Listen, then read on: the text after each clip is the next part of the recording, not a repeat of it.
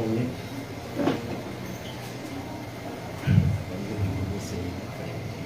Pai amado, nós te agradecemos por mais uma vez estarmos aqui em teu nome, reunidos em fraqueza, em total submissão, Senhor. Pois sabemos que sem Ti nada podemos fazer. E essa verdade que nos foi ensinada por Ti, Senhor, temos vivido ela na prática, no dia a dia, Senhor. Por isso nos prostramos diante de Ti nessa noite, clamando que por graça o Senhor mais uma vez abra o nosso entendimento e nos ajude na compreensão das Tuas maravilhosas verdades, Senhor. Que a Tua bendita palavra que em nós foi plantada seja regada, Senhor, na noite de hoje, que haja crescimento espiritual. Eu oro, Senhor, em favor daqueles que ainda não foram regenerados, que haja regeneração, Senhor. Daqueles que já o foram, que haja santificação. Ó Deus, que haja cura, que haja, Senhor, libertação, pois quando a Tua palavra é ministrada, Senhor, sabemos que há propagação do Teu conhecimento e também do Teu poder. Livra-nos, Senhor, de toda raiz de amargura, de toda semente de dúvida, de tudo aquilo que vem para nos afastar, Senhor, de Ti. Que o Senhor possa expurgar de nós, como um vinicultor que toma conta da vinha. Que assim seja nas nossas vidas, como o bom pastor que Tu és, Senhor. Que o Senhor possa nos apacentar, continuar a nos apacentar, Senhor, nessa noite, pela Tua palavra, Senhor. Eu oro, Senhor, pela nossa congregação.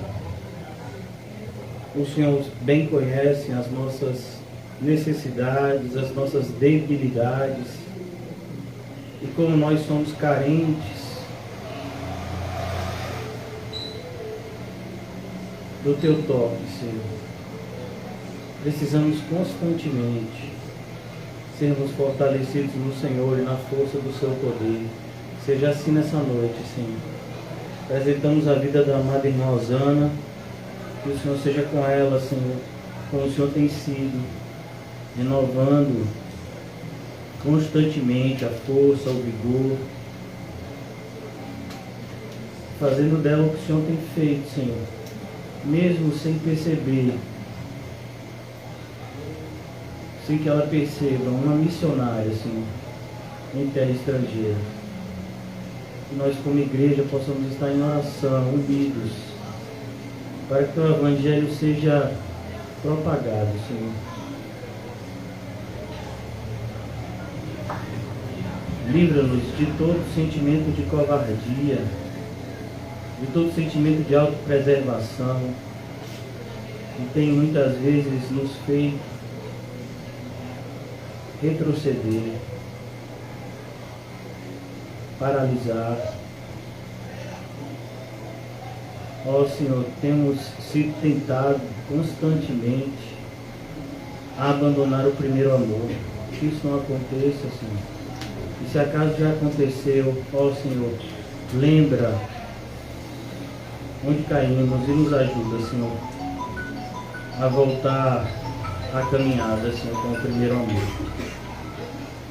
Obrigado, Senhor, por todos os privilégios espirituais que nos alcançaram em Cristo. Obrigado pela Santa Igreja, pela Santa Palavra, Senhor, pela comunhão dos santos. Meu Deus, o privilégio da oração, o podemos entrar em audiência contigo a qualquer hora do dia e da noite, na certeza de que o Senhor nos ouve, que somos teus filhos e nos apresentamos em tua presença no nome do nosso intercessor, Jesus Cristo. Ajuda-nos, Senhor, a não somente ouvir a tua palavra, mas termos sempre uma disposição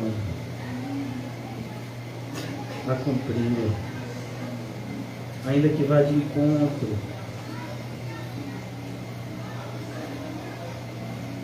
aos nossos interesses, que os nossos interesses fiquem em segundo plano, Senhor.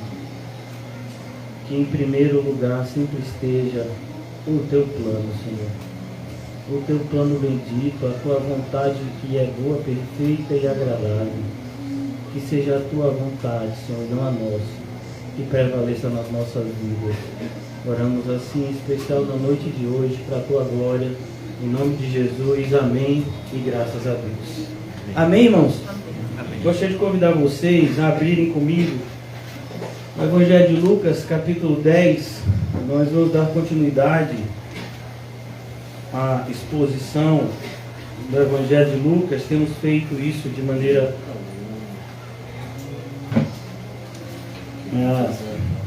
seguida.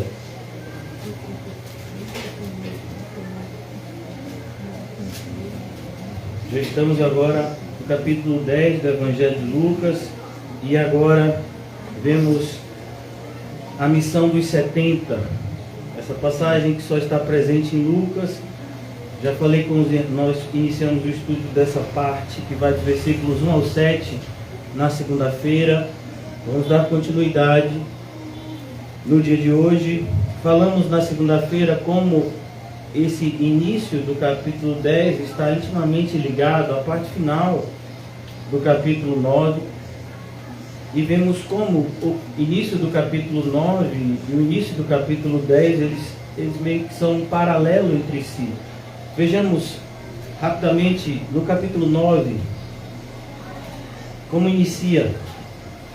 Jesus envia os 12 apóstolos. E agora no capítulo 10 há o envio dos 70. A ideia aqui já é mostrar para a gente que o Evangelho tem como propósito alcançar o mundo inteiro.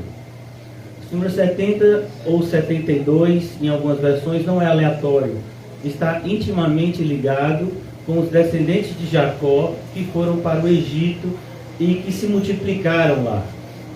E 400 anos depois, o Senhor ouviu o clamor desses descendentes e enviou Moisés a libertá-los. Então esse número aqui não é aleatório. Está ligado justamente com essa visão de que o Evangelho deve alcançar o mundo inteiro antes do retorno do Senhor. E o mundo inteiro é no sentido de que nenhum dos eleitos do Senhor, nenhum daqueles que Ele escolheu antes da fundação do mundo e colocou os seus nomes no livro da vida, deixará de ser resgatado pelo seu Evangelho. Todos esses ouvirão o Evangelho, independente de onde eles estejam agora. Eles ouvirão o Evangelho e eles serão salvos. Então aqui o capítulo 10, ele já quer nos impulsionar isso. Todos nós sabemos que Lucas, ele é o único escritor de toda a Bíblia que não é judeu. A Bíblia ela foi escrita por vários escritores, salvo engano, são mais de 30, quase 40 são escritores, todos inspirados pelo Espírito Santo, por isso que os livros estão aqui para nossa edificação. E Lucas é o único que não é judeu. Ele foi evangelizado por Paulo e pela providência de Deus, aprove ao Senhor que ele escrevesse para nós 2 livros que estão ligados: o Evangelho de Lucas, ou o Evangelho de Jesus Cristo, segundo escreveu Lucas, e o livro de Atos.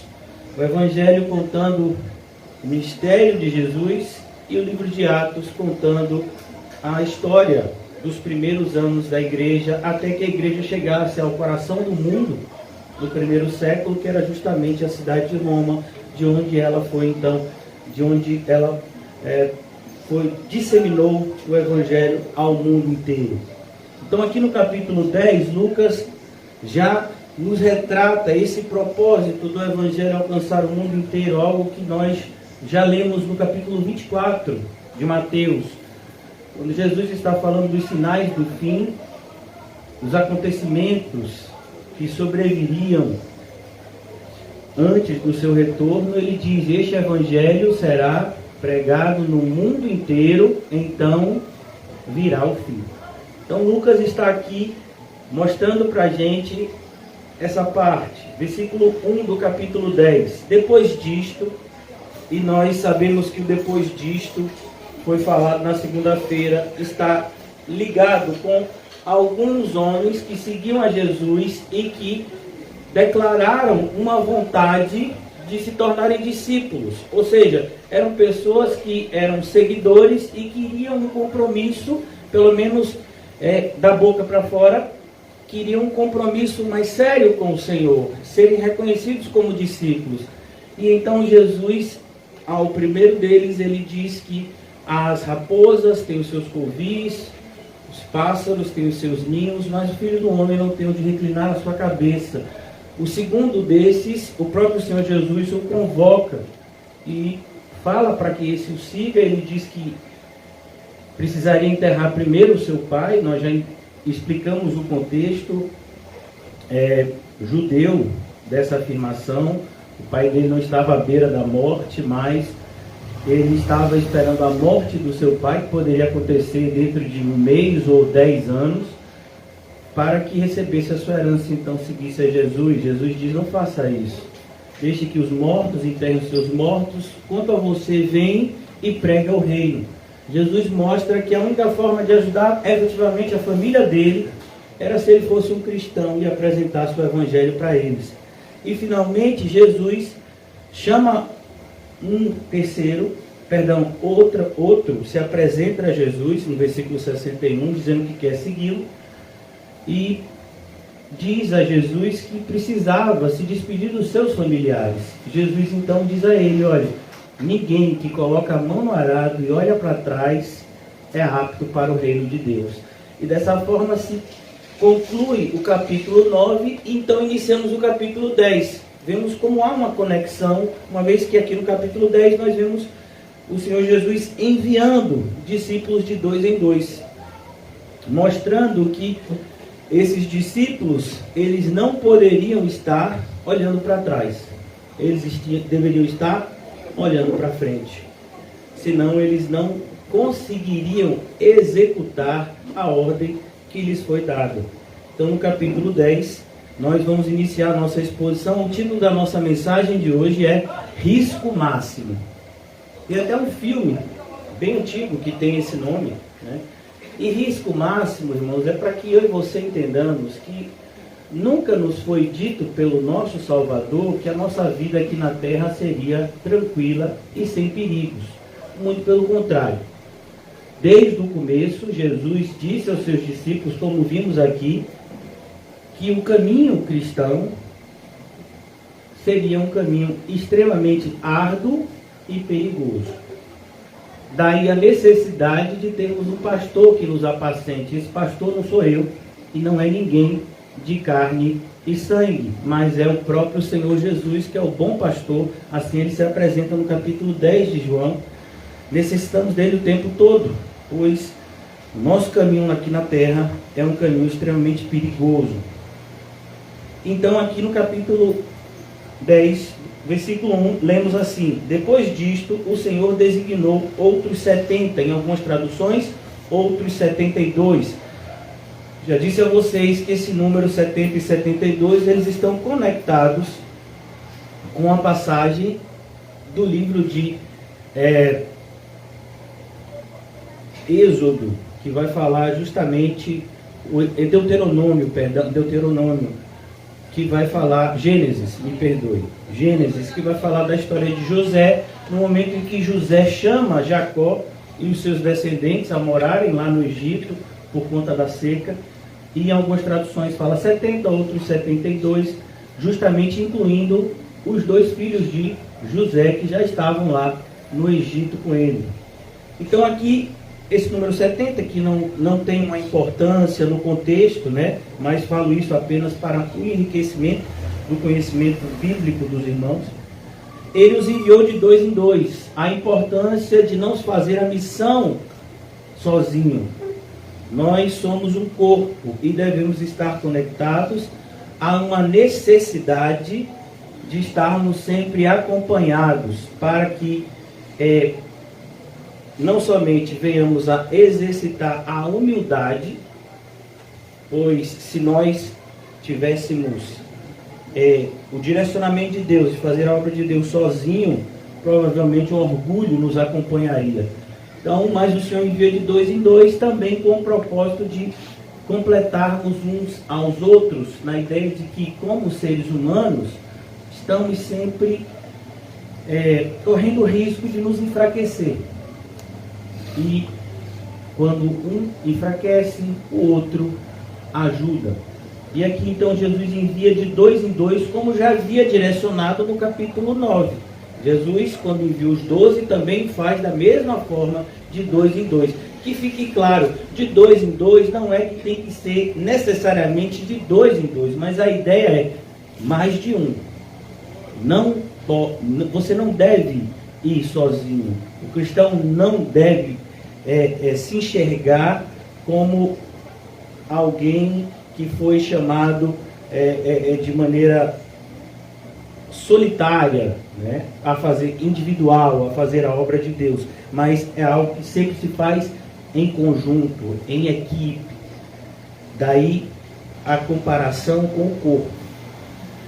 Os enviou de 2 em 2 para que os precedessem em cada cidade e lugar onde ele estava para ir. Então, qual é o propósito aqui? E, nesse sentido, o propósito da igreja, o seu propósito e o meu propósito como cristãos missionários que devemos ser, é preparar o coração dos ouvintes para a chegada de Jesus. Falei isso na segunda-feira, repito novamente na noite de hoje, que eu, você e qualquer outro cristão que já pisou na face da terra, temos apenas, por mais cheios do Espírito Santo que possamos estar, temos apenas a capacidade de levar a mensagem do Evangelho até os ouvidos. Somente o Espírito Santo pode vivificar a mensagem no coração do pecador. Então, quando Jesus diz, vocês irão na minha frente, preparando o caminho, é isso que a gente faz. É isso, inclusive, que eu estou fazendo na noite de hoje. Tudo que nós fazemos, no sentido de pregar o Evangelho, para a própria edificação do corpo de Cristo, é uma preparação. Se nós já recebemos Cristo em Espírito aqui na terra, mas de toda sorte estamos nos preparando para o encontro com Ele no céu, como nos foi ensinado aqui pelo irmão José no livro do Apocalipse. Principalmente na parte final do livro, fala como nós viveremos intimamente ligados a Ele, de tal forma que não vai mais haver necessidade de igrejas e nada disso, pois Cristo irá morar no nosso meio. Então aqui no versículo 2, Jesus dá uma advertência. A palavra advertência significa alerta. Jesus está dando uma mensagem que eles tivessem cuidado com alguma coisa. Aqui a gente vai ler qual é esse alerta. Mas é importante entender que isso é um alerta. Algo que necessariamente vai acontecer. Não é uma suposição, mas é uma realidade. É como, por exemplo, aqui quem já fez a prova do Detran, quem já tem carteira de motorista, uma das provas que nós fazemos para tirar a carteira de motorista é a prova escrita, né? Que hoje em dia não é mais escrita pelo computador, né? Mas a prova teórica. E lá, em algumas vezes, aparecem placas, né? Placas que diz, olha, curva acentuada a poucos metros, ou então não pare, ou não estacione aqui. Tudo isso é uma advertência, o próprio sinal vermelho. O que representa o sinal vermelho? Pare, né? Então, é uma advertência. O sinal pode ficar vermelho? Não, ele sempre vai ficar. Quando você vê uma sinaleira, a sinaleira fica amarela, verde e vermelha. Sim ou não? Sim. então é a mesma coisa. A advertência é nesse sentido, temos que estar preparados. Preparados para isso que o Senhor Jesus vai nos dizer aqui. Ele fez a seguinte advertência: a seara é grande. Todos vocês sabem que seara está falando de agricultura, um campo cultivado. Aqui nesse contexto, provavelmente Jesus está se referindo ao cultivo de trigo, que era muito comum lá no Israel na época de Jesus. Então ele está dizendo, a seara é grande. Outra coisa que é importante aqui, já nessa afirmação, é a presença de frutos. Quando Jesus diz que a seara é grande, há frutos que precisam ser colhidos. Então, por mais que haja uma rejeição em maior número do que uma aceitação em relação ao Evangelho de Cristo, mas sempre haverá uma aceitação. Pessoas irão crer, pessoas serão salvas. No início do livro de Atos, nós lemos, e dia a dia acrescentava o Senhor aqueles que iam sendo salvos. Perceba que na primeira pregação da igreja, feita pelo apóstolo Paulo no dia de Pentecoste, no apóstolo Pedro no dia de Pentecoste, 3.000 homens foram acrescentados à igreja. Logo depois, 5.000, e então se para a contagem, pois o número havia crescido abundantemente. Então temos que ter sempre isso em mente. Há um campo, o campo ele está pronto para a colheita e nós precisamos estar dispostos a executar a tarefa. Em vez da gente ficar chamando um ao outro, ou muitas vezes tentando de alguma forma persuadir as pessoas a trabalharem na seara do Senhor, o Senhor Jesus disse que não é assim que se faz. Então, olhe como é que ele nos ensina aqui. A seara é grande e os trabalhadores são poucos.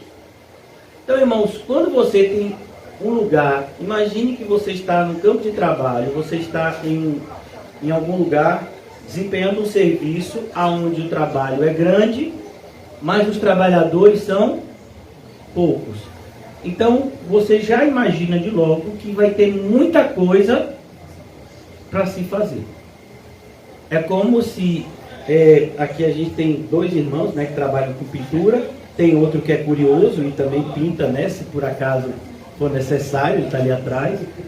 Então, vamos imaginar que você tem um prédio de 20 andares, onde normalmente, sei lá, trabalhariam 20, 30 pintores de maneira simultânea, mas só tem 2 para pintar o prédio todo. Então vai ter muito trabalho. Quando você tem muito trabalho a ser feito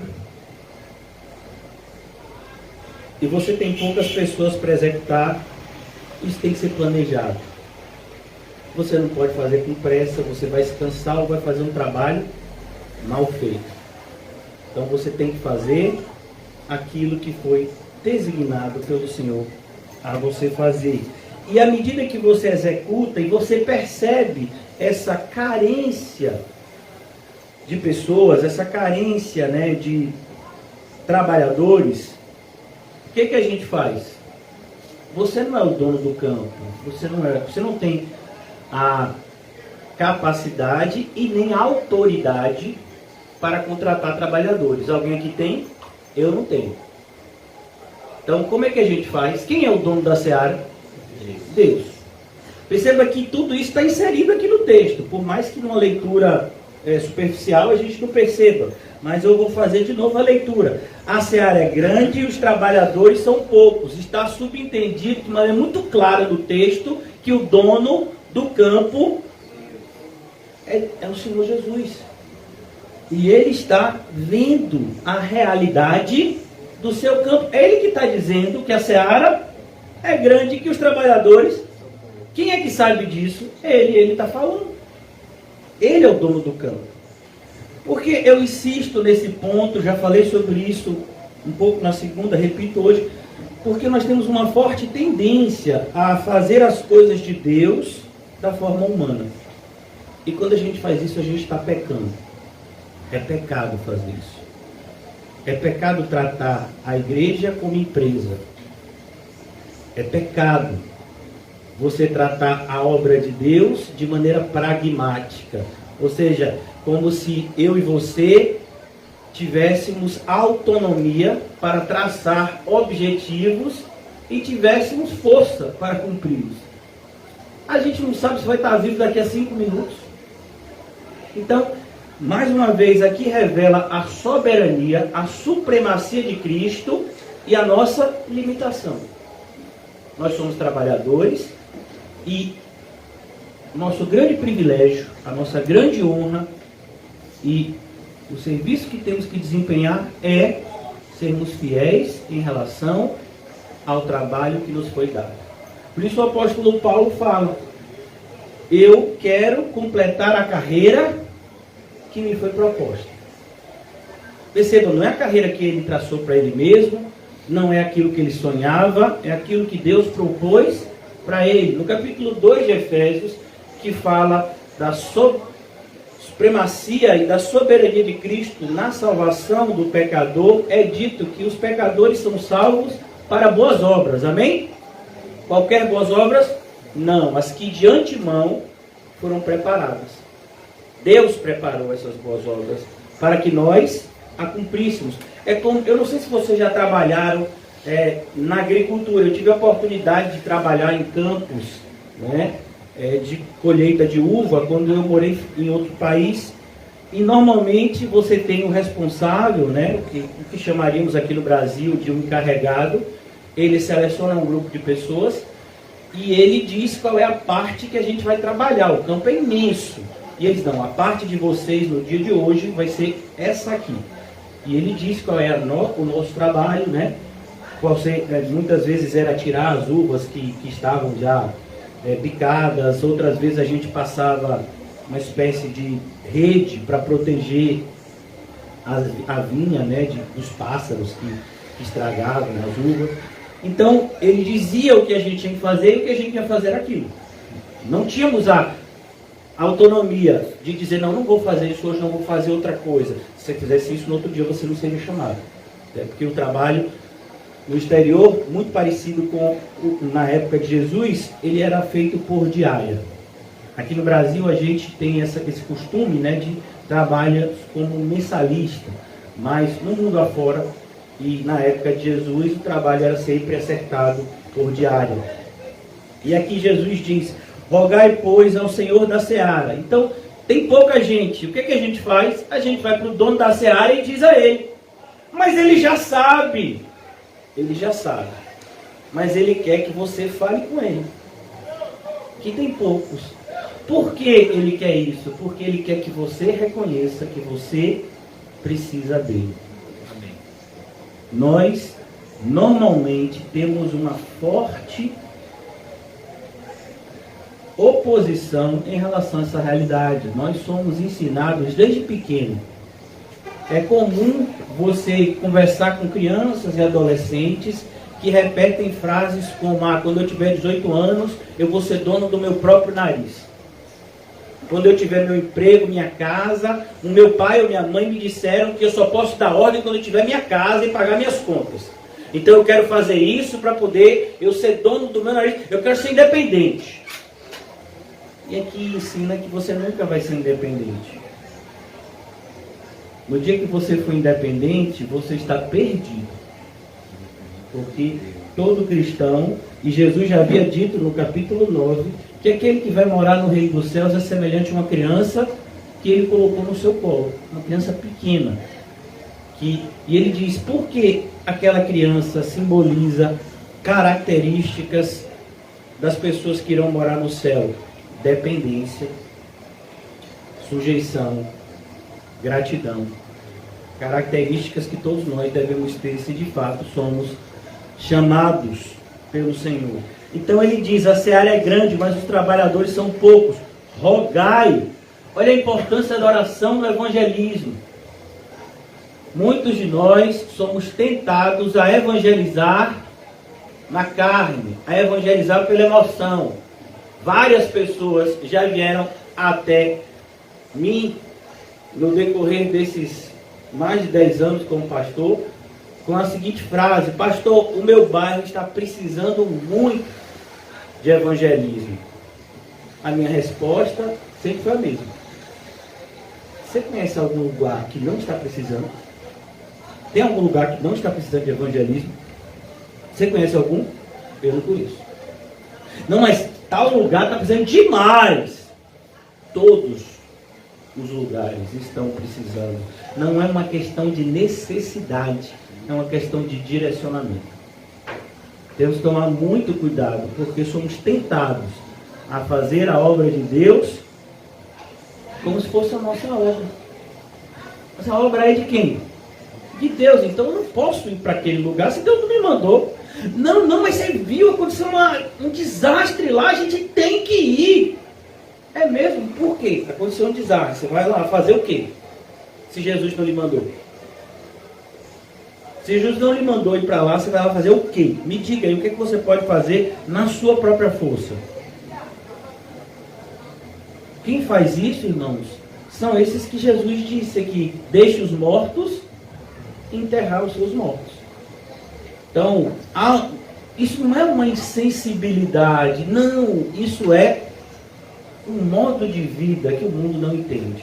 E aqueles que ainda são do mundo também não compreenderão. Por isso que em 1 Coríntios 2, o apóstolo Paulo nos ensina essa verdade, que aqueles que são de Cristo, eles vivem de tal forma que aqueles que não são de Cristo olham para ele e dizem: está louco.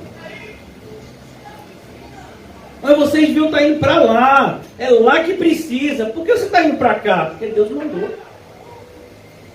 Não, mas é lá que precisa, é lá que tem pessoas necessitadas. Mas Deus me mandou ir para lá. Como por exemplo, o apóstolo Pedro estava evangelizando, estava tendo um grande avivamento em Samaria, logo no início do livro de Atos, e de repente o Senhor aparece para Pedro e diz: Pedro, eu quero que você vá na casa de um centurião rico. Como era o nome dele? Cornélio. Não, Senhor, ele nem crente é, ele nem judeu é, Cornélio é romano, Senhor. Eu vou fazer o que lá?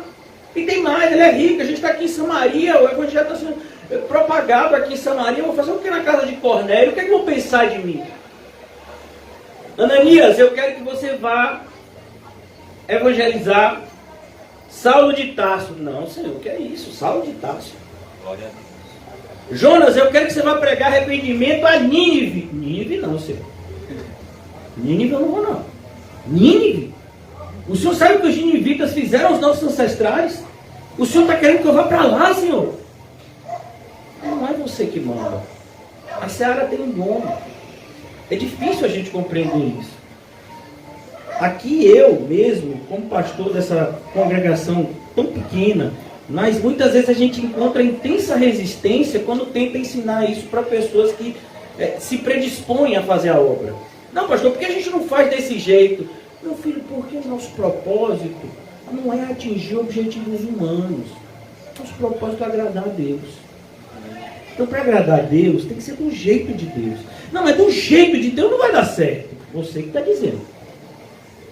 Vocês conhecem alguém mais poderoso que Deus? Alguém aqui conhece? Então como é que você está dizendo que do jeito dele não dá certo? Temos que reconhecer que nada somos sem ele. Amém. A gente até fala isso com facilidade, mas viver isso aí é outra coisa. A prova disso é a assiduidade nos cultos. Se a gente de fato reconhecesse a nossa total dependência do Senhor, nós seríamos pessoas muito mais conectadas ao convívio com a igreja, com o corpo.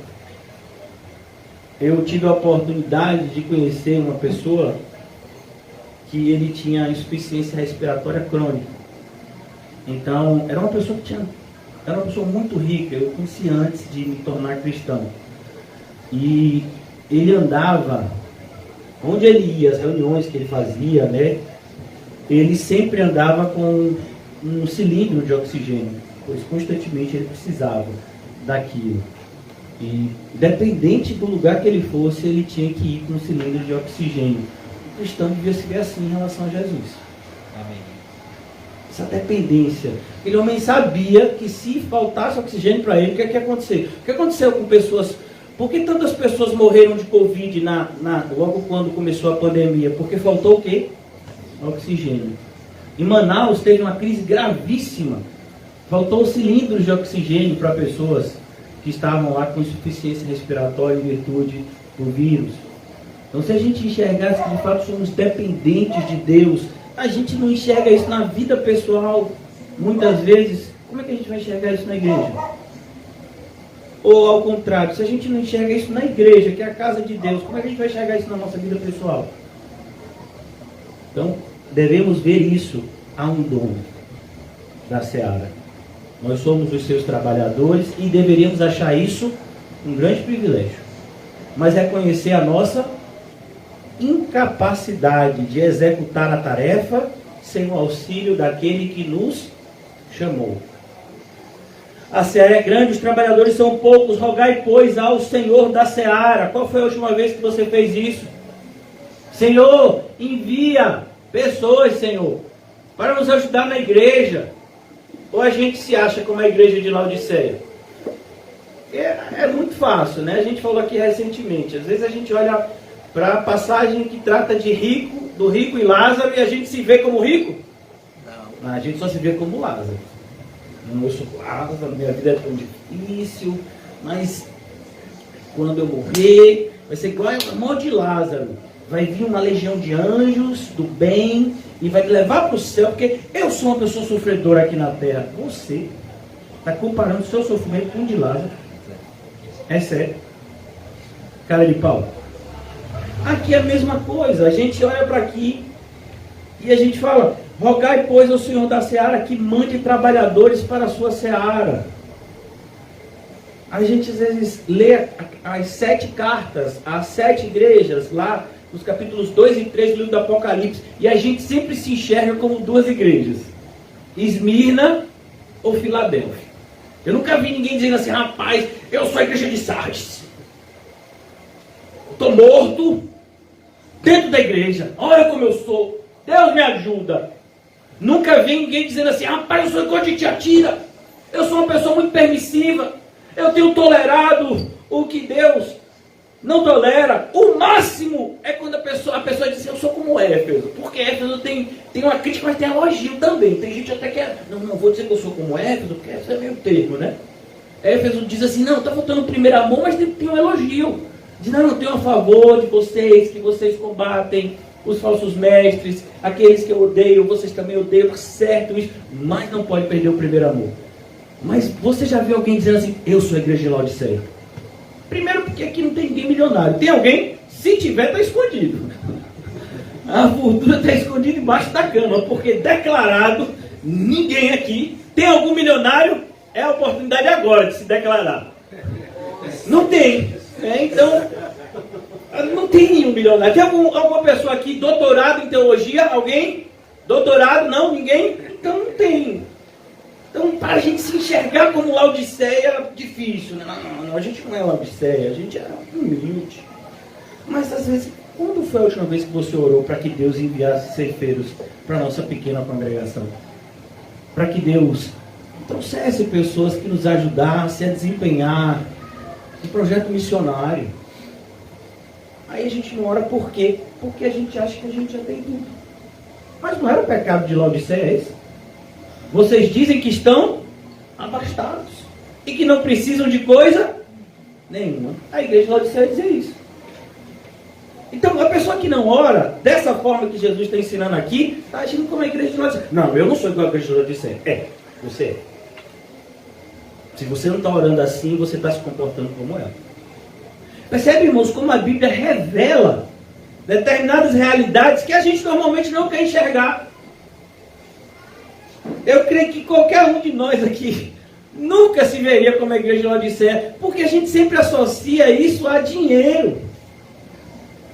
E lá não está falando de dinheiro, lá está falando de independência, autonomia.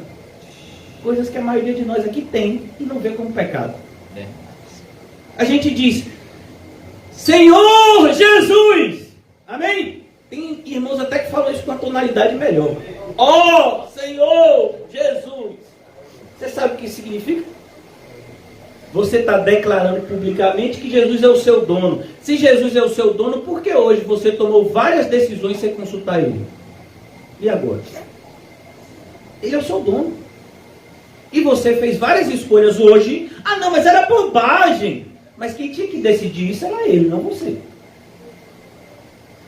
Se Ele é o nosso dono, a gente tem que pedir autorização para Ele para tudo. Sem mim, nada. O que é nada, irmãos? Nada. Então, vou atravessar a rua assim, eu posso. É agora. Não, não atravesse não, fique sentado. Pode ter certeza, meu filho, que é um grande livramento se Ele te disse isso. Mas normalmente a gente nem faz esse tipo de oração. Porque a gente acha o quê? Desnecessária. Porque a gente confia que para atravessar a rua, pelo menos para isso, a gente tem capacidade, né? Você já viu a quantidade de pessoas que morreram nesse ano por atropelamento? Alguém já teve esse tipo de curiosidade? Ou só eu que não tenho mais o que fazer? Já viu a quantidade de pessoas que morrem de acidentes de trânsito? Já pensou se a gente orasse? Mas a gente acha que não. Eu tenho carteira de motorista, eu vou pedir oração para Deus? Eu sei sair do ponto A e chegar no ponto B. É mesmo? Rapaz. A última pessoa que pensou desse jeito tinha o nome de Lúcifer. Vocês conhecem ele como Satanás, o diabo. Ele achava que podia fazer assim, que não precisava ficar no lugar que Deus mandou. E ele conseguiu enganar milhões de anjos. Vocês não leram não? Aqueles anjos que não guardaram a habitação original de Deus. O que o versículo quer dizer? Deus mandou os anjos que desempenhassem determinada função e eles seguiram ao líder da rebelião, que foi Lúcifer, e eles abandonaram de fazer aquilo que Deus mandou. Conhecemos esses anjos agora por outro nome. Qual é? Demônios, ou espíritos imundos. Mas eles eram anjos, seres celestiais, que viviam na presença do próprio Deus, e hoje são seres das trevas. Por quê? Não obedeceram. Qual foi o pecado deles? Simples, desobediência. Será que a gente não cometeu esse pecado hoje também, não? Então aqui a gente percebe, ore, rogai, pois, ao Senhor da Seara que mande trabalhadores. Por isso que a gente não pode sair colocando qualquer pessoa. A pessoa entrou na igreja hoje, e aí você diz, não, está precisando fazer isso. Vamos botar tal pessoa para fazer. Não pode colocar um novo convertido. Não pode, a Bíblia diz, não coloque um neófito na frente de obra nenhuma. Ele tem que ser supervisionado por um cristão mais experiente, para que, se aprovado, ele desempenhe o ministério. Está escrito, literalmente assim, nas cartas pastorais. Mas a gente faz isso? Não. Chega alguém que de repente diz que faz aquilo que há uma necessidade na igreja. Rapaz, foi Deus que viu, vamos botar tal pessoa. Meu filho, você nem orou. E outra coisa, se você está orando contra a palavra de Deus, a sua oração é uma abominação. Não se coloca neófito na frente da obra. Não se coloca. Ó Senhor, abençoa essa pessoa que acabou de entrar na igreja para fazer isso que a gente está precisando. Isso é oração abominável. Você já enxergou assim? Mas não está escrito. Aí tem gente que diz, eu li a Bíblia toda 10 vezes. Sim. Absorveu o conhecimento? Porque só ler. Quero saber se você entendeu aquilo que Deus falou por meio da sua palavra. E mais do que isso, se você está praticando. Então aqui, não podemos fabricar obreiros. Curso de obreiro, abominação. Escola de obreiros. Escola de obreiros? Como assim? Só quem pode fazer obreiro, quem é? Deus. Mas a gente gosta disso. Por quê? Porque a nossa natureza é pragmática. Perceba, dificilmente você diz, uma pessoa fala, Segunda-feira, sempre segunda, eu vou começar uma reeducação alimentar. Não, a pessoa fala, segunda-feira eu vou entrar de dieta. Por que não fala reeducação alimentar? Porque reeducação alimentar é difícil. Reeducação alimentar é algo para a vida inteira. E dieta não. Dieta não é assim. Dieta é algo que a gente, é assim por um propósito. Rapaz, eu estou com uma roupa, eu vou numa formatura, num casamento, essa roupa não cabe em mim, eu não tenho dinheiro para comprar outra. Eu tenho que perder esse peso nesse tempo, vou entrar de dieta. Isso é a natureza humana. Mas o cristão, ele tem que ser uma nova criatura. Você não pode colocar um remendo novo em vestes velhas. Vai acontecer o quê? Na primeira lavagem, quando for secar, aquele pedaço de pano novo vai rasgar o pedaço de pano velho. E a rotura será maior ainda. Jesus que falou isso. Aí a gente pega essas passagens e faz o que com ela? Bota no mar do esquecimento.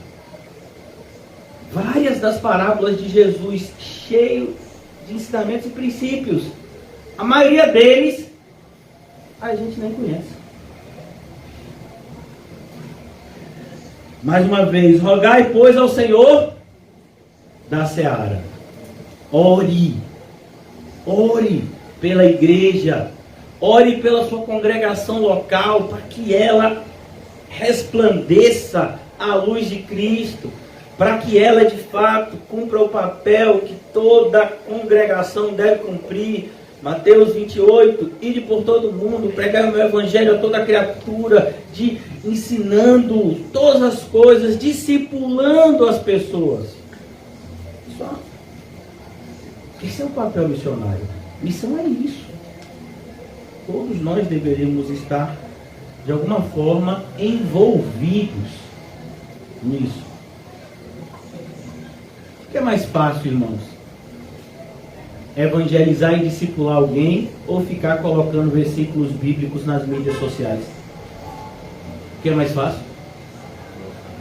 Colocar versículos bíblicos e dizer que isso é evangelismo. Não é. Recitar versículos bíblicos, o diabo faz isso melhor do que a gente. O Senhor não disse para a gente recitar versículos bíblicos, Ele disse que a gente é a luz do mundo e o sal da terra. Ele não disse para a gente recitar versículos bíblicos, Ele disse pregue o evangelho. A gente obedece? Não. A gente estipula uma forma de fazer as coisas de maneira bem confortável para a gente e ainda achar, na nossa hipocrisia, que estamos fazendo a obra de Deus. E se alguém repreender, o diabo se levantou. Não, filho, o diabo não se levantou não, ele está aí bem do seu lado, deixando você confortável no mundo.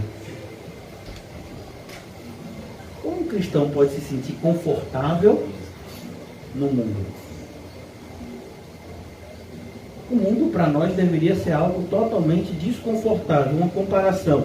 Nós como cristãos deveríamos sentir que o mundo é como, para nós, como um peixe fora d'água.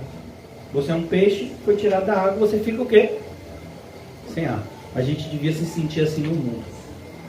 Daí a necessidade constante de buscar refúgio na sombra do Onipotente, no esconderijo do Altíssimo. Você sabe recitar o Salmo 91? O diabo também sabe. Foi inclusive no Salmo 91 que ele tentou Jesus. Só que Jesus não recitava o Salmo 91, Jesus vivia ele. E por isso triunfou, usando a espada do Espírito, que é a palavra de Deus. Então cuidado, irmãos. Rogai, pois, ao Senhor da seara, que mande trabalhadores para a sua seara. E aqui eu quero concluir para a gente passar para o versículo subsequente. Sua seara. Irmãos que estudam um pouco a língua portuguesa, amém? Sua é o que? Pronome possessivo. Sua. Não é nossa. O pai é nosso. O pão é nosso. Mas a seara é dele. Percebeu como a gente tem que tomar muito cuidado em tudo que a gente faz como igreja? Existe um princípio, irmãos, que segue a igreja desde a sua fundação e que por muitos é chamado de princípio orientador do culto, algo parecido com isso, no sentido de que quem decide como as nossas reuniões públicas acontecerão não somos nós. Isso já foi decidido. De maneira que, se você tivesse a máquina do tempo e voltasse para a sinagoga de Cafarnaum, quando Jesus pregou o seu sermão lá, está aqui em Lucas, lá no começo, você ia ficar espantado com a similaridade do culto que Jesus estava com o nosso culto aqui. O que é que acontecia naquelas sinagogas que Jesus pregou? Eles louvavam a Deus com hinos, eles oravam, eles ensinavam a palavra, eles praticavam aquilo que Deus mandou. No nosso caso aqui, batismo, ceia, é isso que se faz no culto. Mas pastor, a gente quer fazer uma discoteca para os jovens. Pô, meu filho, aqui não. Mas pastor, a gente está pensando em fazer um retiro espiritual. Fique tranquilo, daqui a pouco a gente vai para o retiro espiritual, é no céu. Se tiver com vontade de fazer um retiro espiritual, você diz, pai, me leva. Aí ele te retira da terra e te leva para o céu. Ele fez isso com Elias, com Enoque. Não, então eu não estou pensando em morrer, então cuidado com o pedido. Pastor, por que não tem um encontro de casais? Nós somos a noiva e ele é o noivo. A gente ensina como ser cristão.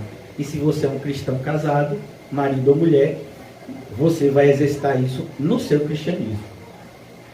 Então, há um princípio regulador do culto. Não somos nós que opinamos nisso. A seara tem dono. Mesma coisa, missões. A gente não... Como é que se faz missões? A gente vai no lugar que o Senhor Jesus mandou e prega o evangelho. Não, mas eu quero fazer diferente, eu quero usar o copo. Eu quero fazer um teatro. Eu quero fazer isso com danças. Eu quero fazer... Meu filho, não vá por esse caminho. Pregar o evangelho é pregar o evangelho. Quando Paulo chegou em Atenas e viu uma realidade muito próxima à nossa, o que tinha em Atenas? Idolatria. Paulo chegou e disse, não, vou fazer aqui um teatro, chamou mais uns 3, vamos teatralizar aqui a vida de Jesus, um sermão do monte, vamos fazer alguma coisa assim, vamos fazer uma dança típica do judaísmo para chamar a atenção do povo, vamos lá, foi isso que Paulo fez? Não, meu filho, ele pregou o evangelho, e por que a gente quer toda hora fazer uma coisa diferente? Não, pastor, porque se a gente só pregar o evangelho, vai ficar uma coisa muito chata. Chata para você. O evangelho é a coisa mais legal do mundo. A pessoa quando ouve as palavras de Deus, meu filho, ela fica assim, ó. Aí você tem que fechar o queixo dela. Agora, quando a pessoa está na carne, ela vai achar que é uma coisa mais chata do mundo. E não é a nossa obrigação, não é a nossa tarefa, nunca foi agradar o mundo. Mas tem sido a tarefa de muitas igrejas e muitos cristãos têm enxergado isso como tarefa nossa aqui, e aqui a gente não vai fazer isso. Ah, pastor, mas quando a gente convida uma pessoa do mundo para visitar a nossa congregação, eu fico até sem graça quando é você que está pregando, pastor, porque você prega assim muito duro. Meu filho, se quando eu prego, vocês estão tendo alguns, né? Tem isso. Imagine alguém ouvindo um sermão de Jesus, no caso de Mateus 23. Faz o quê? Mata. Os fariseus fizeram isso. Alguém já leu Mateus 23? Alguém? Teve um grupo que chegou para Jesus e disse, Jesus, se o senhor fala desse jeito, o senhor ofende a nós também. Quem foram? Os doutores da lei. E Jesus estava falando dos fariseus. Os fariseus, vocês fazem isso está errado. Aí os doutores da lei estavam ali, né? E eles eram coligados com os fariseus, alguns inclusive eram fariseus. E aí, sabe, Jesus, o senhor fala assim com os fariseus, tipo assim, eles são isso mesmo, né? Mas o senhor falando isso ofende a nós também. Vocês são do mesmo jeito. Foi o que Jesus falou. Mas hoje em dia, meu filho, se falar alguma coisa, todo mundo se machuca. Ô, meu filho. Se a palavra de Deus está te doendo, é bênção. Vocês sabem quando uma das características de alguém que está vivo, que diferencia de alguém que está morto, é que somente o vivo sente dor. Já viu alguma pessoa morta sentindo dor? Então, quando a pessoa ouve a pregação, diz, rapaz, pastor, hoje, rapaz, ele pelo menos entendeu. Pelo menos. Já meio caminho andado. Né? A outra parte é com o Espírito Santo e ele vai cumprir na vida daqueles que o Senhor escolheu. Amém? Não, pastor, a gente acha a pregação bênção. É bênção. A gente sendo tudo hipócrita. Nossa, não, de jeito nenhum. Ouvir a pregação sempre dói, irmãos. Sabe por quê? Porque a nossa carne está viva. Mas a gente está aqui para se fortalecer e subjugar ela. Amém. Versículo 3, vai começar de mim. Versículo 3. Ide! Irmãos, esse verbo está em que tempo verbal? Imperativo. É uma ordem, não é uma sujeição. Tem gente que lê assim: quando você tiver tempo, quando você não tiver mais o que fazer, quando você quiser se distrair com alguma coisa, prega o evangelho. É assim que está escrito? Não. A ideia aqui é, isso é prioridade. Largue o que você está fazendo. Ou então faça o que você está fazendo. Uma forma de evangelismo. O seu trabalho é um campo missionário. A sua casa é um campo missionário. O seu bairro é um campo missionário. A padaria que você compra pão, amém? Amém. É um campo missionário. O supermercado que você faz compra, amém? É um campo missionário. Os lugares que você frequenta são um campo missionário. Agora, se você é um crente agente secreto, então você precisa se converter. Não, pastor, tem lugares que eu vou que o pessoal nem sabe que eu sou crente. Meu irmão, aí o negócio empenou. Porque se a pessoa nem sabe que você é crente, num país onde o cristianismo não é perseguido, tem um problema. E o problema está em você. É como, por exemplo, essa lâmpada aqui. Tem uma lâmpada igual a essa daqui, que está ali no fundo. Ela está queimada. Já era até para ter tirado. Que ela está queimada. Foi colocado outra. Uma lâmpada queimada, ela serve para alguma coisa? Não. Ela tem que ser trocada por outra. Não é isso mesmo? Mas se você é um crente e você não está brilhando à luz de Cristo, tem alguma coisa de errado com você. E aí tem que ir para o consertador. Para ele consertar você.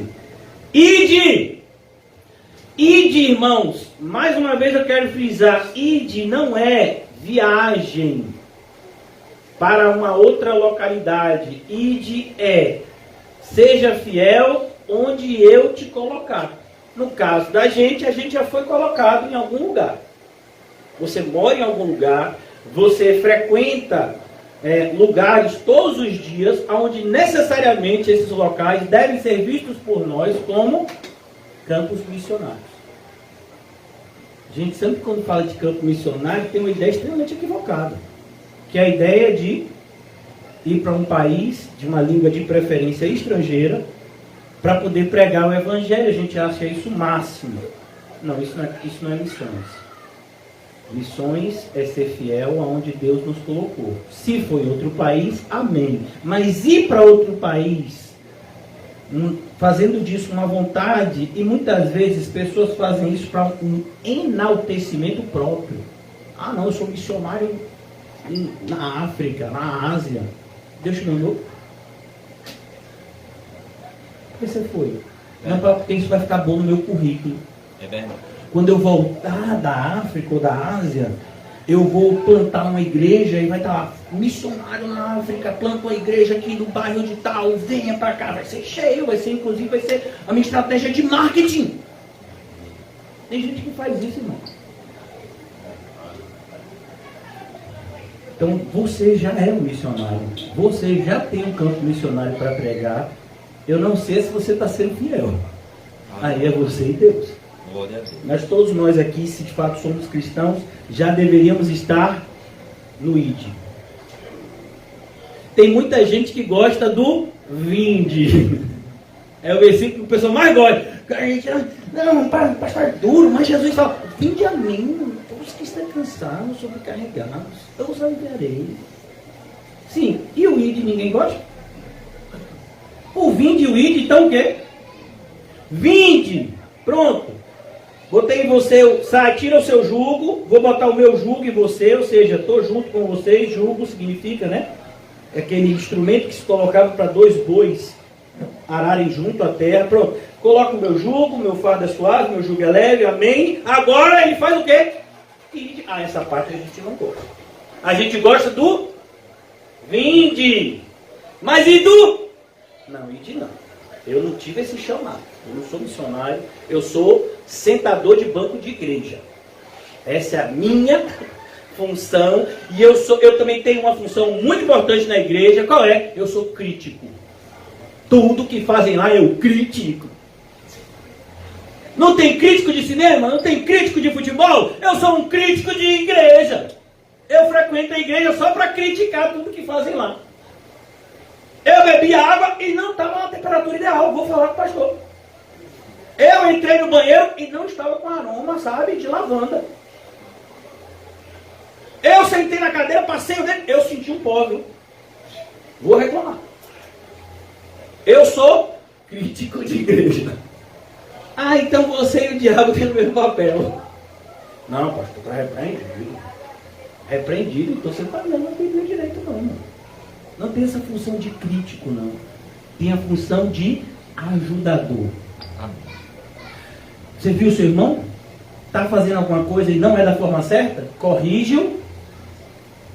Como? Com espírito de brandura, sabendo que você poderia estar no mesmo lugar dele. Então aqui Jesus disse, ide. E agora essa parte que eu já vou ter que concluir, provavelmente, se Deus permitir, não nos leva antes. Versículo 3. Eis que vos envio a um parque de diversões, aonde vai ser o máximo ser cristão. Está assim na sua Bíblia? Você sabia que está assim na Bíblia da maioria da igreja? Porque é isso que a gente vê. Pastor, eu fui pregar hoje. Que perseguição, pastor. Mas que oposição. Mas que fúria. E você esperava o quê? O que você esperava? Eis que vos envio como cordeiros para o meio de lobos. Porque o título da nossa pregação hoje foi Risco Máximo. Oh Senhor Deus, tem compaixão, Senhor. Tem uns documentários, quando eu era mais novo eu gostava de assistir. Os principais predadores da natureza. Sabe que o lobo é um deles? E o que o lobo gosta de comer? Ovelha. É um animal inofensivo. A única coisa que a ovelha pode fazer é nem correr ela pode, porque ela não anda, não corre rápido. Ela não tem nenhuma. Olha, o cachorro tem dente, o gato tem dente, tem também as garras dele, né? O polvo, ele solta aquele negócio preto na cara dos outros, né? Você vai ver que a maioria dos animais, eles têm armas que eles podem se defender, não é assim? E a ovelha? Bé! Bé! Bé! É a única coisa que a ovelha pode fazer é chamar quem? Jesus. O pastor. Jesus, me cuide! Não foi isso que Pedro fez em Mateus 24:30? Amém. Ele estava se afogando. E aí ele fez o quê? Nadou. Salva-me, Senhor. Eu acho a Bíblia é tão maravilhosa, porque às vezes tem gente que pega, não, sabe o que foi que aconteceu? Mateus 24, que Pedro nunca aprendeu a nadar. Pedro tinha essa deficiência. Irmão, você já viu um pescador que não sabe nadar, irmão? E olha que coisa. No livro de Atos, quando Jesus está ressuscitado, eu acho que em Atos que aparece. Jesus aparece na praia ressuscitado. Pedro está no barco. Havia uma distância de 200 metros mais ou menos. Pedro bateu o recorde, mas correu, ficou lá para trás. Pedro, e ainda correu vestido, viu? Não foi nada de sunga, não, e nem esses trajes tecnológicos dos nadadores atuais. Não, ele se vestiu e ó, já nadou até a margem, viu Jesus lá e foi maravilhoso aquele encontro. Ele sabia nadar, mas no meio do mar, numa tempestade, vai nadar. Bem, e o pastor salvou ele. Ele disse a palavra certa: salva-me, Senhor. Amém. E Jesus Socorro. salvou. Glória a Deus. Por que eu estou falando isso? Porque às vezes a gente fica olhando para a fragilidade da ovelha. Não olhe para a fragilidade da ovelha, olhe para o poder do pastor que cuida da ovelha. Amém. Sabe quem viu isso? Um guerreiro. Sabe um dos homens mais guerreiros ou aguerridos na Bíblia? Davi. Foi mandado que ele deveria, Saul disse: você quer casar com minha filha? Então você tem que matar 100 filisteus para casar com minha filha. Davi matou quantos? 200. Glória a Deus. Saul ficou com ciúme de Davi porque as mulheres começaram a cantar, dizendo: Saul matou os milhares e Davi as dezenas de milhares. Saul começou a ficar com medo e com inveja de Davi. Quem escreveu o Salmo 23? Quem foi? Davi. E a maioria dos estudiosos da Bíblia são quase que unânimes em dizer que Davi escreveu aquele salmo na sua velhice. Davi não diz: eu fui lá e briguei, botei para correr, eu sou o cara. Ele podia até que ele matou Golias. Ele venceu inúmeras batalhas. Olha, Davi era um homem de guerra assim, tão usado por Deus nessa área, que os inimigos pediam paz com ele, porque sabia que se fosse para a guerra podia perder. Mas ele diz: quando eu fui para o vale da sombra da morte, eu não tive medo. Por quê? Porque eu sou um cara, eu sou treinado em guerra, eu sei como é, eu dobro meu joelho, batalha espiritual. Eu faço uma mapa espiritual, expulso os demônios do meu poder, porque eu estou jejuando. Foi isso que Davi disse. Eu sei fazer missões, eu fiz o curso na fundação, True Jumper. Não. Eu tenho um pastor. E ele está comigo quando eu estou. Inclusive, ele não só está comigo me alimentando em pastos verdejantes, ele não só está comigo dando água para me beber, mas quando eu estou em momentos de intensa adversidade, ele também está lá. E eu confio na força dele, a sua vara e o seu cajado. Esses são instrumentos de pastor. Não são instrumentos de guerreiro. Guerreiro usa espada, lança, flecha, não é isso? Escudo. Mas Davi disse: não, eu confio em um que tem uma vara e tem um cajado. Por que não só tem uma vara? Normalmente quando a gente associa a imagem do pastor é sempre com a figura da vara. A vara, irmãos, é um instrumento, é um pedaço de madeira que tem uma espécie de curvatura na sua extremidade. Você sabe por que aquela curvatura?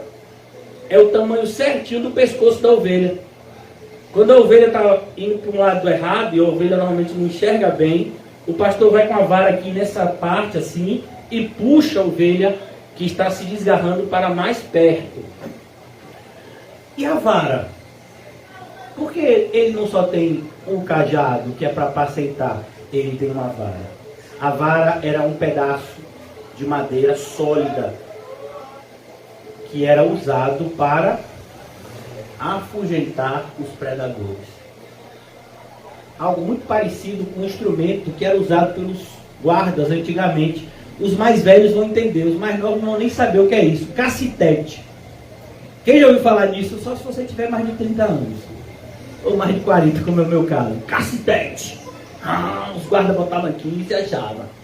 Hoje em dia os guardas estão armados e ainda fica com medo dos miliantes, né? Imagine com um cacetete. Mas naquela época, na minha época, quando eu era criança, cacetete botava uma ordem. Né? O guarda pegava o cacetete, olha o que quer, rapaz! Você ficava no cacetete. Fala! Se o predador viesse, o pastor afugentava ele. Você confia no pastor? Não, em mim não. Eu confio no meu pastor. Viu? Então ele diz: eis que eu vos envio como cordeiro no meio de lobos. Essa equação deveria trazer muito medo para o coração do cristão que não tem Jesus como pastor. Mas se você tem como Jesus como pastor, ser ovelha é melhor do que ser lobo.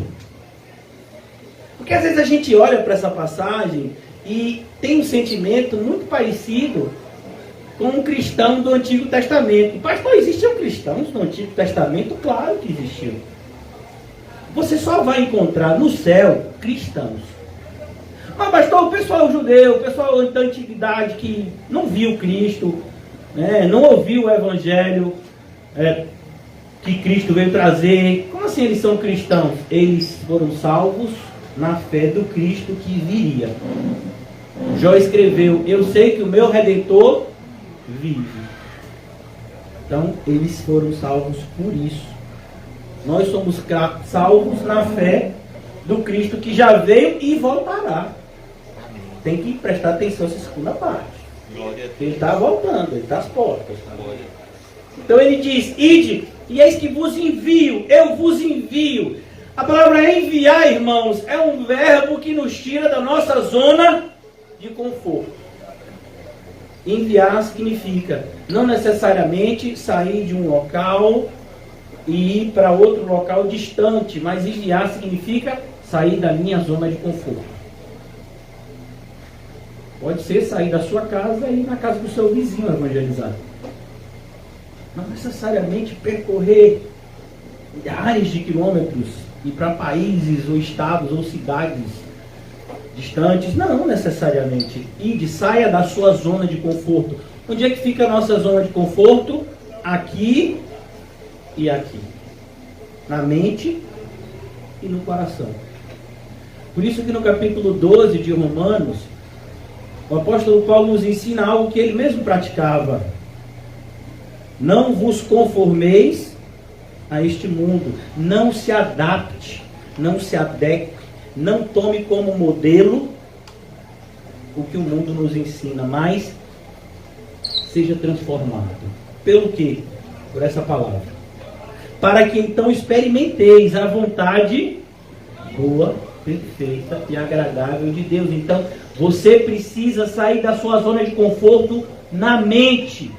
Quantos de nós iniciamos o ano de 2022 e já traçamos projetos para que a nossa vida esse ano seja mais confortável, mais segura? Não, mas se eu vou me preparar, eu quero um emprego X, porque, né, eu vou ter mais segurança financeira. Não, eu vou fazer uma mudança lá em casa e vai ficar muito mais confortável para mim. Isso é pecado? Não. O pecado é você achar que essas dádivas que Deus te dá te autorizam a viver uma vida de descanso, uma vida de apatia, uma vida de paralisia. Não. Você pode até fazer uma transformação na sua casa, você pode até ter um acréscimo financeiro, mas isso tem que ser para a glória de Deus. Nada glorifica mais o nome do Senhor do que a propagação do seu Evangelho. E você precisa estar cada vez mais inserido na obra do Evangelho, na disseminação dele por todo o mundo, independente da aceitação ou da oposição. Pastor, está muito difícil pregar em tal lugar. Meu filho, meu medo não é quando está difícil, é quando está fácil.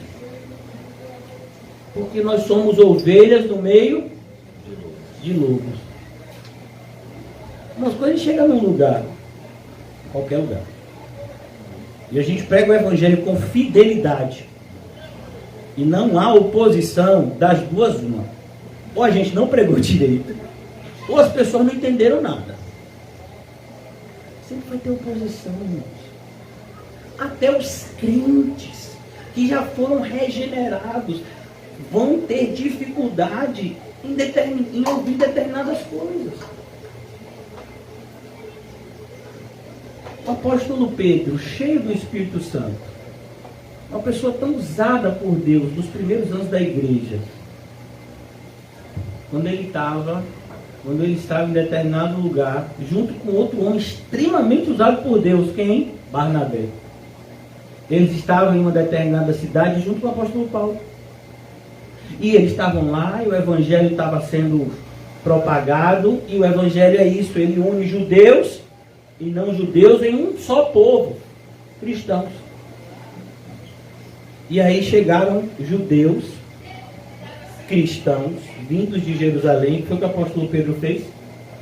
Não sentava mais para fazer as refeições na mesa de cristãos que não eram judeus. Quando o apóstolo Paulo percebeu isso, e percebeu que o próprio Barnabé se deixou influenciar por Pedro, o apóstolo Paulo parou tudo. Para! Pedro, é isso, Pedro? No linguajar do baianês. Oxente, Pedro. Mas você faz isso, mas que história é essa de sentando agora com um cristão que é de Jerusalém, que é judeu? Não, agora não tem mais isso não. Nós somos um só povo em Cristo Jesus. Mas ele podia falar isso com Pedro? Ele não só podia, ele devia. Porque o que ele estava fazendo era um péssimo exemplo. Irmãos, o próprio Barnabé, cheio do Espírito Santo. Lá, o mesmo Barnabé, no início de Atos, que vendeu o campo, que deu tudo para a igreja, que foi, na verdade, o primeiro, o que liderou a primeira viagem missionária. O apóstolo Paulo pregava, mas quem liderou a viagem foi Barnabé, que era o cristão mais antigo. Esse Barnabé se deixou persuadir pelo exemplo ruim de Pedro. Nós somos falidos. Olha a necessidade de estarmos unidos e termos sempre a palavra de Deus como referencial. Então, não é eu ou você que estamos certos, é a palavra de Deus. Se Deus falou, está falado. Deus falou, não tem mais discussão, acabou. É como tem gente que diz, não, eu quero uma opinião. Sobre o quê? Sobre o ministério feminino na igreja. Eu acredito que pastoras existem, que Deus escolhe tanto homens quanto mulheres para desempenharem a liderança espiritual em uma igreja local. Qual o seu versículo para isso? Raquel. Como é a história, rapaz? Raquel era pastora. No Antigo Testamento, a filha de quem? De Labão. Quando ele chegou lá, quando Jacó chegou lá, Raquel e a sua irmã Lia estavam fazendo o quê? Alguém pode dizer? Pastoreando as ovelhas de quem? Do seu pai Jetro. Então, Raquel era pastora. Meu filho, então pode ficar no finalzinho, todo mundo vai ser tosado. Porque ela era pastora de bicho. A própria palavra pastor é uma analogia, porque a ideia do pastor é alguém que foi escolhido por Deus para tomar conta dos demais irmãos.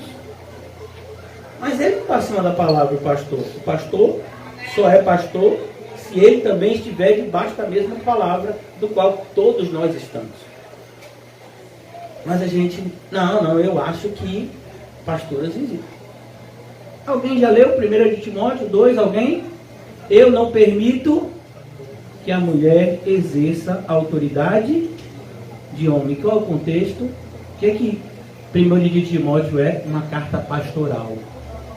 Paulo escreve e diz, olha, eu escrevi para você, Timóteo, para que você ponha em ordem a igreja. Para que quando eu for aí visitar vocês em Éfeso, Timóteo estava pastoreando a igreja de Éfeso, esteja tudo em ordem. A gente gosta disso? Não, a gente não gosta. Aí a gente quer fazer do nosso jeito. Aí tem denominações centenárias que se reúnem e que eles dizem, não, a partir de agora, a nossa denominação, que não aceitava antes o ordenamento de mulheres, vai aceitar. Mas por quê? O que foi que mudou? Mudou porque a sociedade exige isso. Se nós continuarmos seguindo a Bíblia com fidelidade, a sociedade vai nos execrar. Oh, mas não é isso mesmo? Desde quando a gente quer agradar a sociedade? Somos ovelhas no meio de lobos. Eu estou dizendo isso, irmão, só a título de exemplo. Mas o irmão José já falou aqui sobre a opinião da igreja em relação ao homossexualismo, não em relação ao homossexual, mas ao homossexualismo. A posição da igreja em relação ao adultério, não em relação ao adúltero. Então a posição da igreja é a mesma posição que deveria ser a de 2000 anos atrás. Porque a igreja, ela não envelhece, nem a sua palavra. Então, se é mudada, é porque perdeu a sua fidelidade. José falou isso na terça-feira. Não podemos nem acrescentar e nem tirar. À custa de estarmos amaldiçoados. Isso não foi dito só em Apocalipse, não. Se fosse dito só em Apocalipse, era o suficiente. Mas isso foi dito, inclusive, na carta aos Gálatas. Vocês já leram a carta aos Gálatas? O apóstolo Paulo diz, ainda que eu mesmo, ele, Paulo, ou um anjo vindo do céu, traga um outro evangelho que vá além do que vos foi pregado, que seja anátema. Sabe o que significa anátema?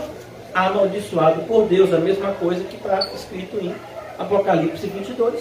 As maldições deste livro alcançarão aqueles que acrescentarem ou retirarem algo da Bíblia para agradar as pessoas ou para se agradar, para tornar a Bíblia mais conveniente para os seus próprios interesses. A Bíblia não tem que ser conveniente para você, irmãos.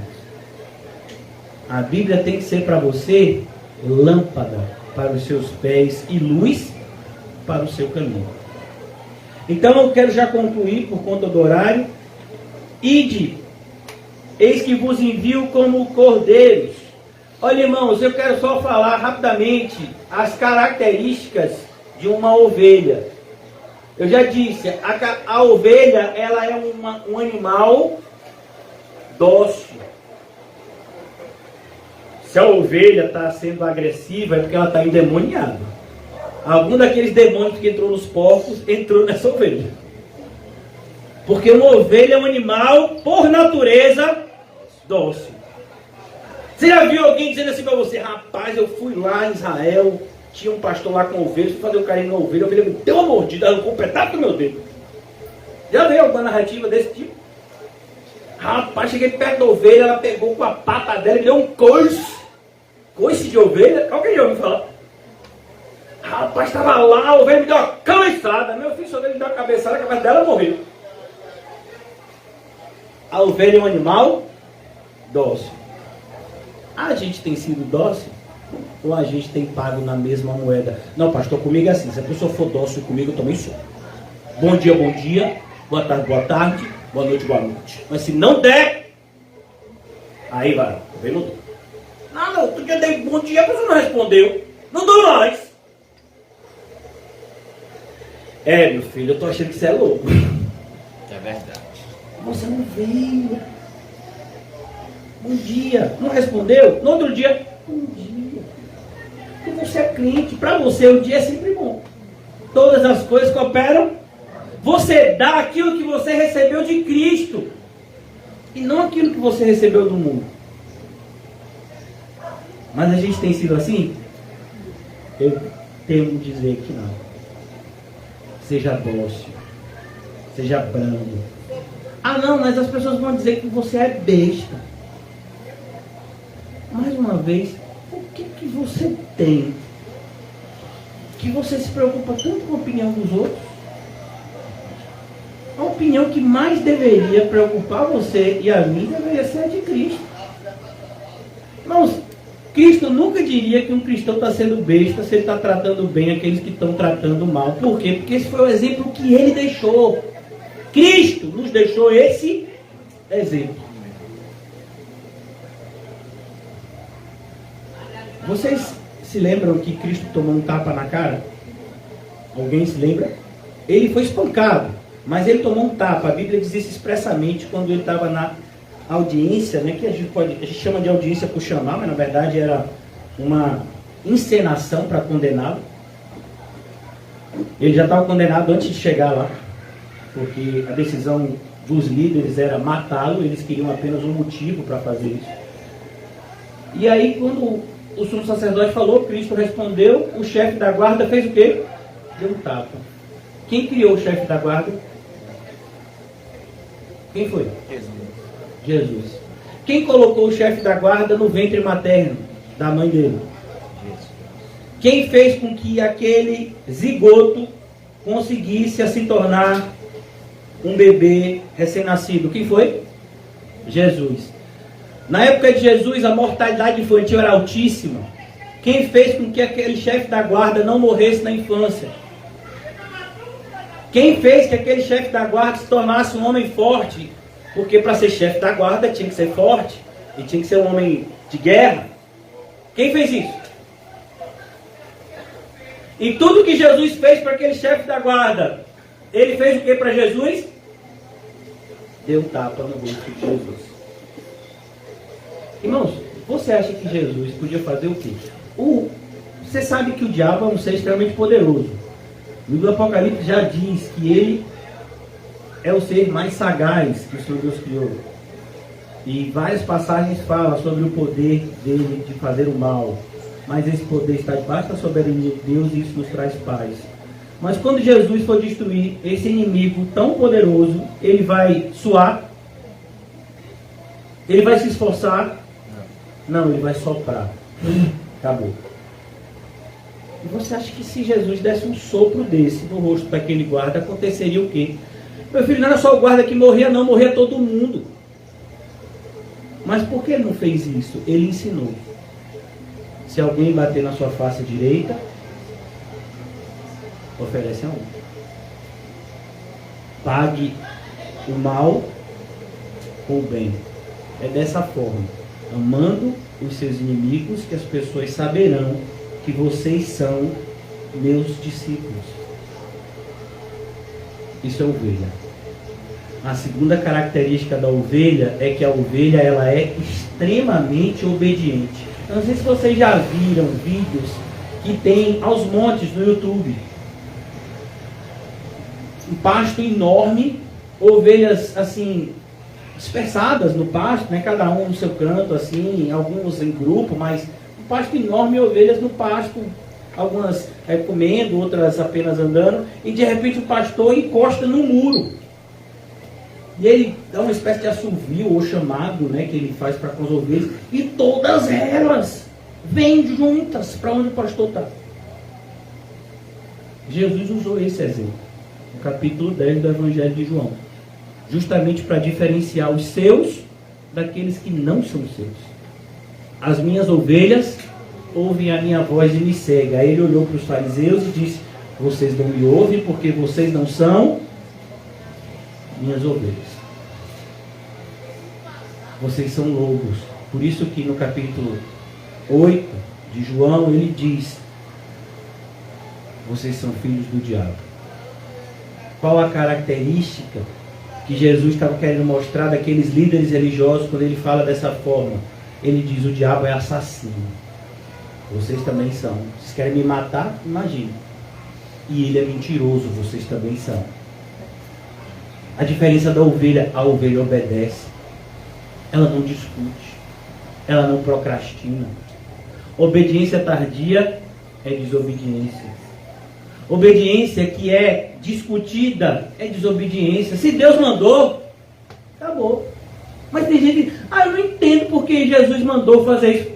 Meu filho, não é para você entender não, é para você praticar. Vou dar um exemplo que todo mundo ama aqui na igreja. Eu sei disso.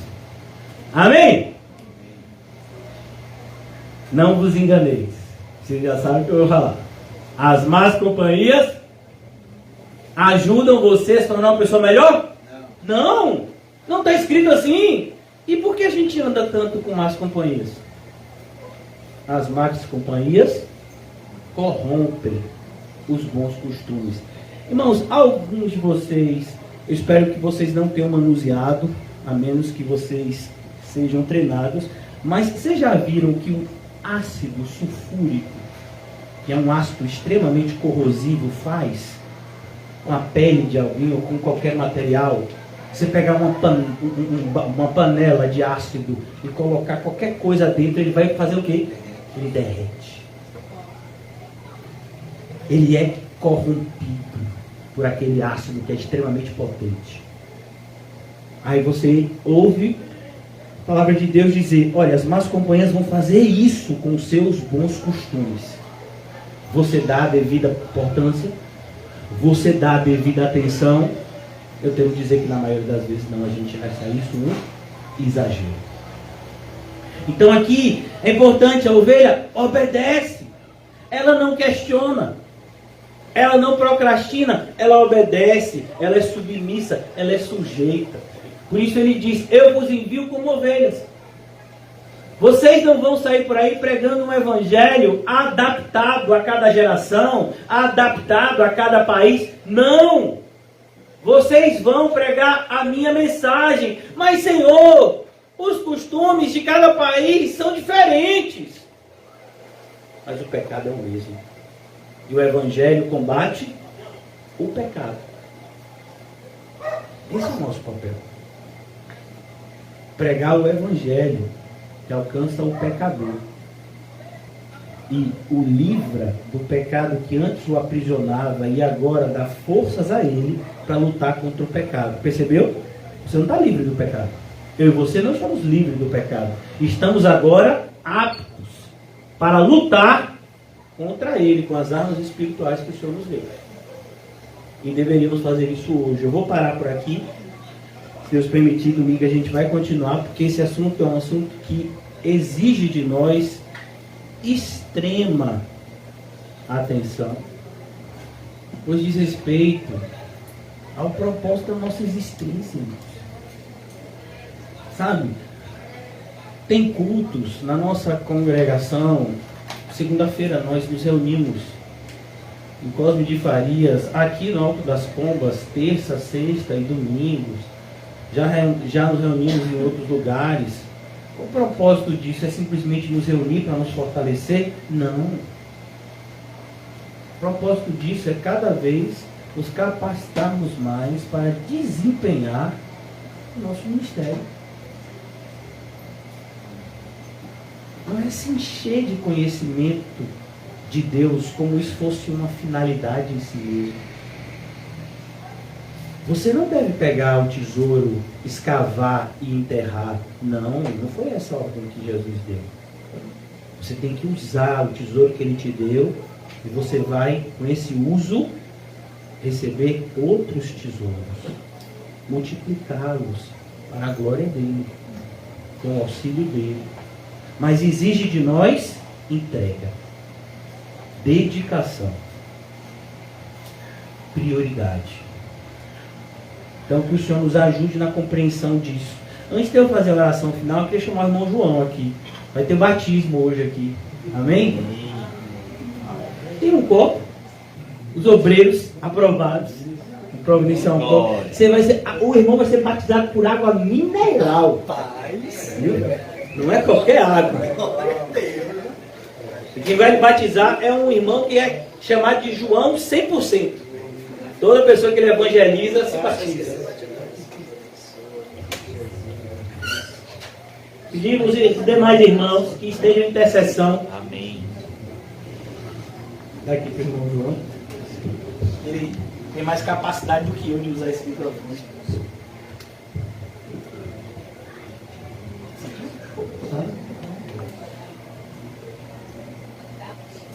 Vem, meu filho. Vamos, meu irmão. Amém. Chegou o dia. E aí? Irmão José Altamirano, você se arrepende dos seus pecados e se compromete a andar os passos do nosso Senhor Jesus Cristo, em obediência à palavra de Deus. Então eu te batizo em nome do Pai, do Filho, do Espírito Santo. Amém. Irmão João vai orar pela vida. Glória a Deus. Seu irmão João. Amém. Vamos orar pelo nosso irmão. Senhor, muito obrigado, Deus, por esse momento privilegiado que nós temos Amém, Senhor. nessa noite. Obrigado, Deus. Sabemos que tudo isso só está Muito acontecendo obrigado. por causa do nosso Senhor Jesus Cristo, aquele que morreu e ressuscitou para nos lavar, Senhor, da nossa imundícia e dos nossos pecados. Glória a Deus. Te pedimos nessa noite, Senhor, em favor do nosso irmão José Altamirano, que o Senhor, meu Pai, possa derramar a sua abundante graça, meu Deus, sobre a vida dele, sobre a casa dele, sobre o lar. Que ele venha se tornar um discípulo, meu Deus, teu, não de homens, teus. Que ele possa mergulhar, Senhor, nas águas da tua palavra e do teu Espírito.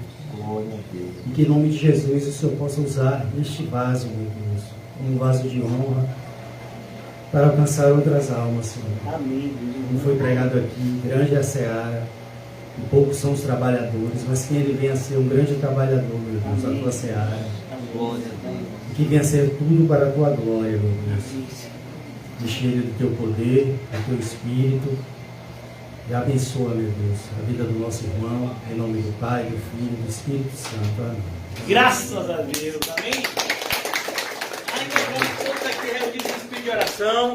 Que o amor de Deus, o Pai, Que assim e seja. as doces consolações do Espírito Santo, Que assim seja. que a graça maravilhosa do nosso Senhor Salvador Jesus Cristo esteja sempre conosco. Nós demos. Amém. Dê uma salva de palmas ao Senhor. E diga a você mesmo: eu sou crente.